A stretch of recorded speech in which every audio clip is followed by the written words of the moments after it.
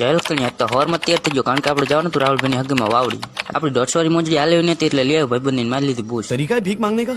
ઘરેથી બાઇક લઈને નીકળી ગયો ને આગળ જઈને થઈ ગયા બધા ભાઈબંધો ભેગા પોપટની કુડા નરાની ઠેકાણે પહોંચી ગયા સીધા રામગઢ પછી ખબર પડી આ કપુ કાકાના હગાનું ઘર છે વહી ગયા એમના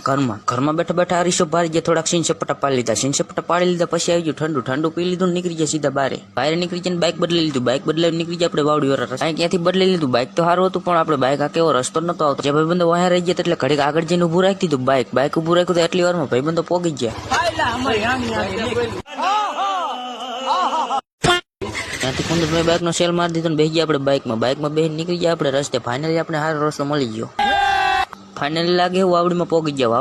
એટલે આવી ગયો ચાંપોમાં કરી ગયા અંદર ગામ અંદર તો કરી ગયા પણ ઘર તો આપણે બહાર નતું વાવડીની બજારમાં નીકળી ગયા પણ પછી ખબર પડી કે આપણે ઊંધા પર કોઈને ખબર પડે પેલા બાઇક પાછું વાર લીધું નીકળી ગયા બહાર તો ફાઇનલી રાહુલભાઈની હગીમાં પોગી ગયા ને આગળનો ભાગ જોવા માટે તમારા ભાઈને ફોલો કરવાનું ભૂલતા નહીં।